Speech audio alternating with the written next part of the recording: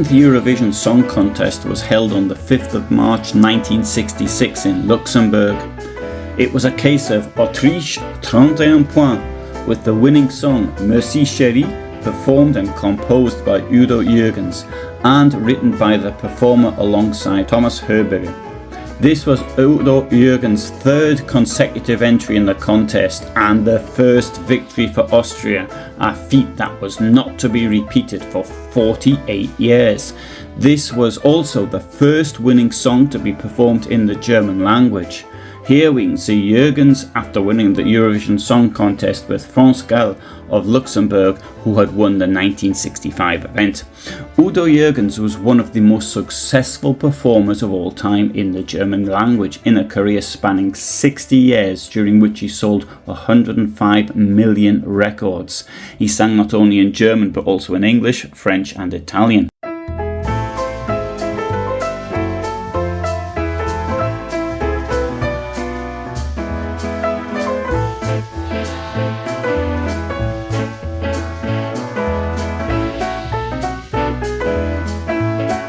Jurgens grew up here on Magdalensberg, a mountain in Carinthia, Austria. He was born in 1934 in Klagenfurt. His mother, Katte Arp, came from Schleswig-Holstein, and his father, Rudolf Bockelmann, was born in Moscow in 1904 as the son of a German bank director. His father was mayor of the municipality of Ottmannach from 1938 to 1945 and from 1954 to 1958. His uncle, Werner Bockelmann, was the SPD mayor of Frankfurt am Main from 1957 to 1964, whilst his uncle Gert was the mayor of Barendorf near Lüneburg. His uncles Erwin and Johnny were petroleum industrialists. His younger brother Manfred, born in 1943, is a well-known painter and photographer. So one could argue that he came from a good family.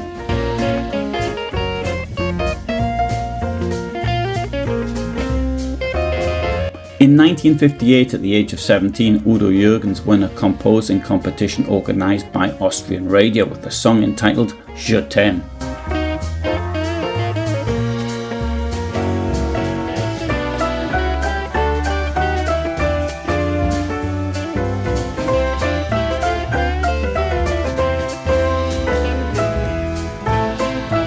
He was hired to appear at a rate of 5 shillings per hour in the Klagenfurt Tanzcafé Lerch, appearing under the stage name of Udo Bolan.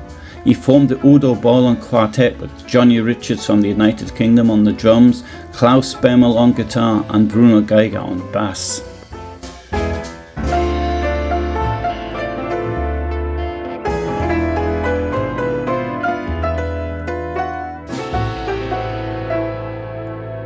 Obviously, the authorities in Klagenfurt would like to commemorate one of the most successful performers in history, and a logical choice would be the place where he started his career. The Tanzcafé Lerch is no more, but the building's still there. It's the McDonald's on Wiener Gasse. The man who hired them was the owner of the Tanzcafé Lerch, Ernst Lerch. He had just come back from a 3-year stint in Italy where he'd been hiding from the authorities. He might have felt that they were after him. After all, he was a major participant in the murder of some 1.6 million people only a few years earlier.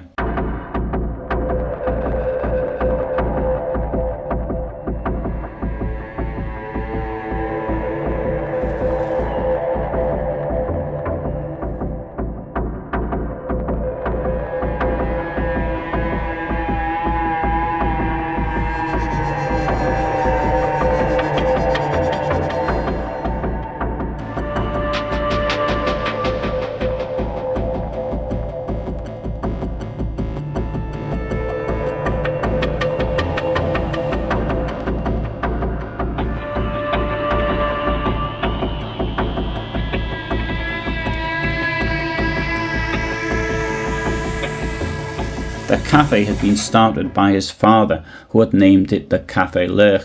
As you can see by looking it up on Google Maps, it's in the historical centre of Klagenfurt. With the Austrian defeat in World War I, a war its leaders had started, Klagenfurt, which had previously been hundreds of kilometres from the border, found itself now very close to the new border with Yugoslavia, effectively the successor state to the one that Austria had attacked when it started the war. This clearly provided for a great deal of resentment and bitterness. One of those embittered by the war was Odilo Globocnik, himself, judging by his name, clearly of Slavonic origin, but born in Trieste in 1904, then one of the largest cities in Austro-Hungary and its largest port.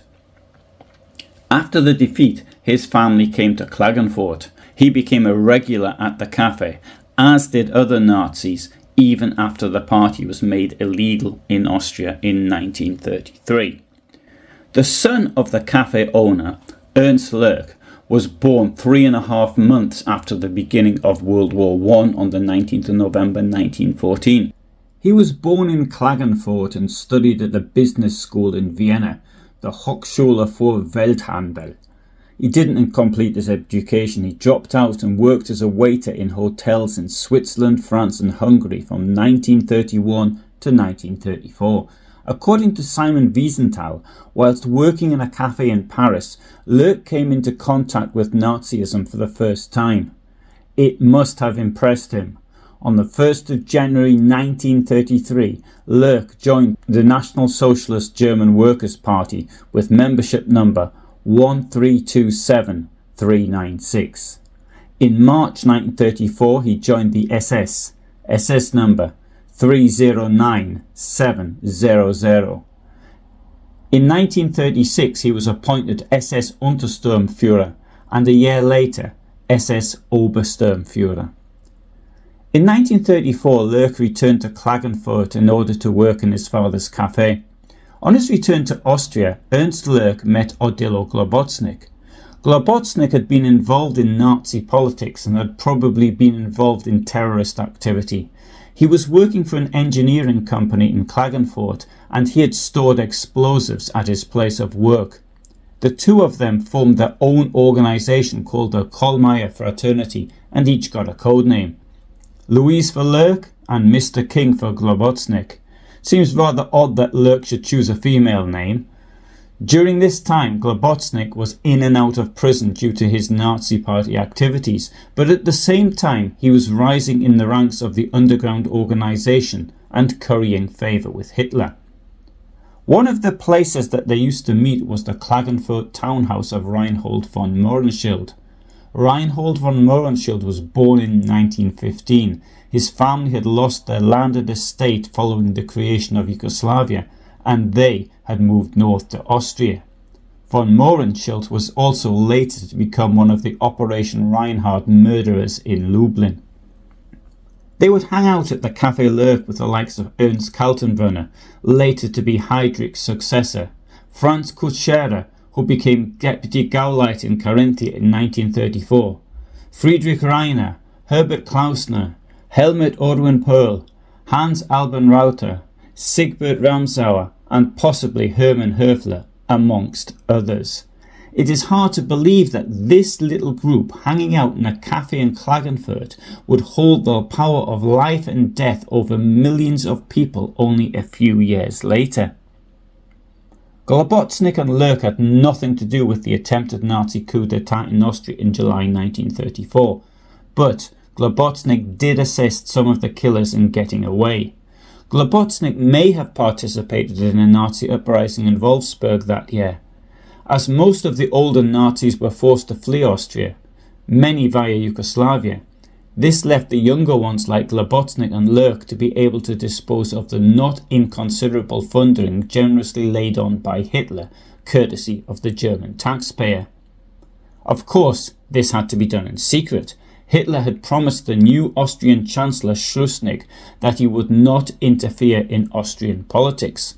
He summons Globocnik and Reiner to Obersalzberg on the 16th of July 1936 and had a go at them for being too active, as he had other fish to fry. Clearly Hitler didn't want to upset the international situation, especially being so close to the Olympics. However, he walked over to his picture window and looked northwards towards Salzburg and Austria and said that he would never desert them. Globocnik and Reinhard considered that this meant that they would have to lay low for a while, but that their day would come. Their day did come, and probably much quicker than they thought. Nazi Germany annexed Austria in March 1938. Globocnik became the Gauleiter of Vienna, whilst Friedrich Reinhard became Gauleiter of the Nazi Party in the Reichsgau Salzburg and member of the Reichstag in Berlin.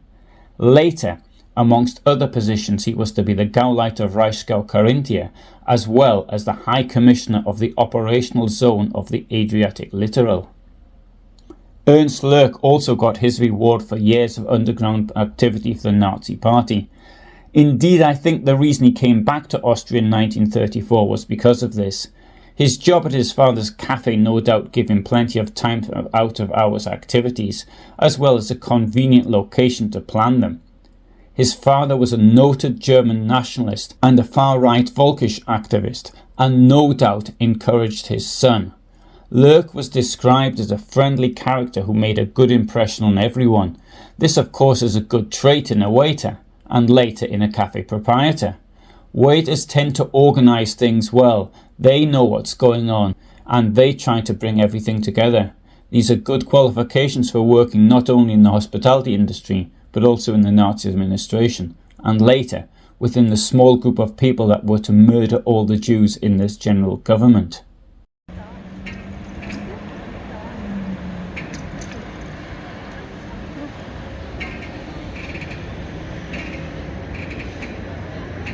Almost immediately after the annexation of March 1938, Lerch left his father's cafe and moved to Berlin, where he worked as an SS Hauptsturmführer in the SD, the party security service under Reinhard Heydrich. He was called up to the army in December 1938 and claimed to have served in the Polish campaign in September 1939 in signals. From there he moved to the Reich Security Main Office, the RSHA, in Berlin in February 1940. He married a woman who worked in a Gestapo office, and Odilo Globocnik was one of the witnesses at the wedding. He more than returned the favour for Globocnik. Irmgard Riekheim was the secretary of Lerch's superior Hans Maubach. Lerch approached her on behalf of Globocnik, who was perhaps too shy to ask himself. Lerch arrived in Lublin in the summer of 1940, probably at the request of Globocnik. In December 1939, after being posted to Lublin, Globocnik had formed a Jewish department of the police and appointed a Dr. Karl Hofbauer. Hofbauer was another person from Carinthia. He was born in Villach on the 2nd of May 1911. I suspect, but cannot prove, that he also might have hung out in the Café Lerch. After World War II, he never faced justice. Information on him was sent from Ludwigsburg to Vienna in 1962. It took 8 years for an investigation file to be handed to the authorities in Klagenfurt in 1970, but no prosecution ever took place, and all the evidence against him mysteriously disappeared. In the winter of 1939 to 1940, the SS came up with the idea of building a defensive wall on the new Soviet border. The wall had no function whatsoever from a military point of view. Indeed, it did not hinder the Red Army at all in 1944. The army said that they didn't want it, but the SS wanted to do something with the Polish Jews. On the 15th of July 1940, Karl Hofbauer requested 30,000 Jewish slave labourers be forced into building this wall, the construction of which, Hofbauer argued, needed to be accelerated. In August 1940, Lerch took over Hofbauer's position. He brought his wife and child with him to Lublin.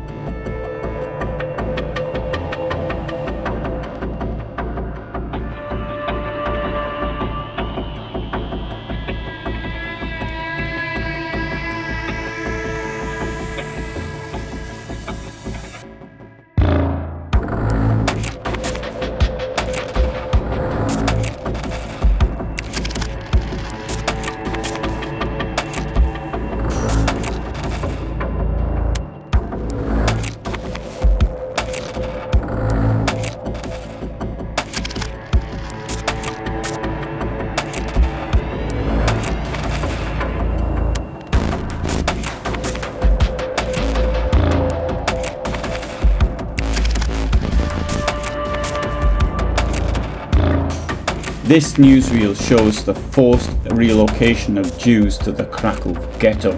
Krakow was captured by German troops on the 6th of September 1939 during the invasion of Poland. As from November 1939 onwards, all Jewish residents aged 12 and over had to wear armbands with the Star of David, 53,828 of which were sold by the Jewish Council, the Judenrat. On the 3rd of March 1941, the head of the Krakow administrative district, SS Gruppenführer Otto Wechter, ordered the establishment of a Jewish housing settlement in Podgorze, a neighbourhood in the southern part of the city. By the 20th of March 1941, all Jewish residents of Krakow had to move to this ghetto. The area, measuring only around 24 hectares, was cordoned off with a wall and barbed wire. Guards were posted to stop people getting in and out. 5,000 people were crammed into a district that had previously held 3,000 residents, who even then had lived in overcrowded conditions with poor sanitation. It was here, to Krakow, that Lerch was appointed as race and settlement leader in September 1941. As far as settlement was concerned, on the 28th of May 1942, deportations to the death camp at Belzec started. However, by this time, Lerch had been moved to the very centre of the Holocaust, to Lublin, where Action Reinhard was coordinated.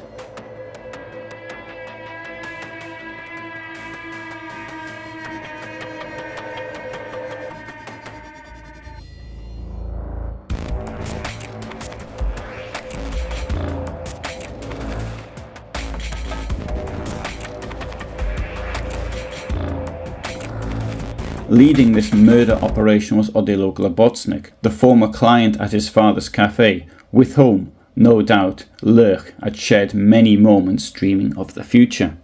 In Lublin, Lerch served as head of Globocnik's personal office manager and as staff leader of the SS. On the 21st of July 1942, he was appointed SS Sturmbannführer. By this time, the murder of the Jewish population of Poland was at its height.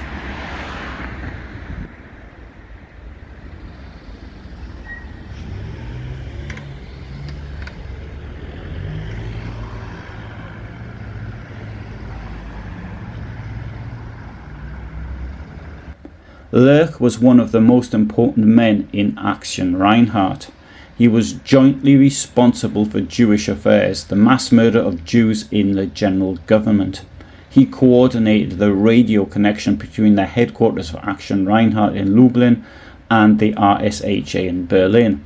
The tasks within Action Reinhard included the overall planning of deportations, the planning and construction of extermination camps, and the confiscation of the victims' property and valuables and their delivery to the authorities in the German Reich.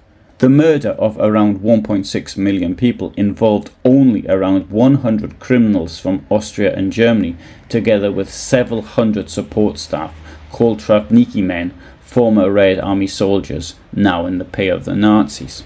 In September 1943, following the Italian capitulation, Globocnik was transferred to Trieste. He requested that a number of his closest advisors go with him. One of them was Lerch. Here, Lerch acted as his right-hand man in the Adriatic Coastal Operations Zone. For a short time, Lerch was provisional police chief in the Italian city of Fiume, by then under German occupation. Today, Fiume is Rijeka in Croatia. One of those also sent to Trieste was Franz Stangl.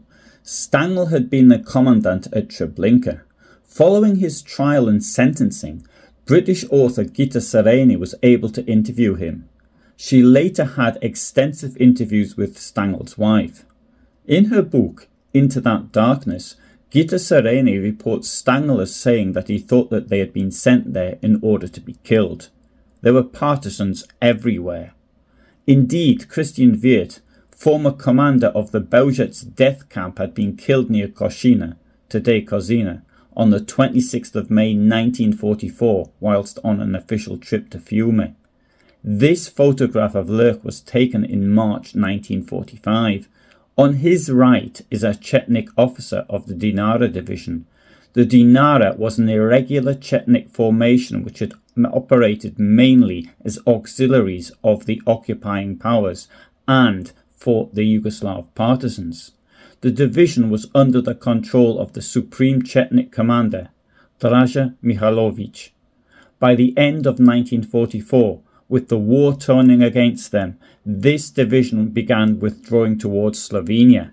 It was amalgamated with various pro-Nazi Yugoslav units to form a single unit that was under the command of Odilo Globocnik.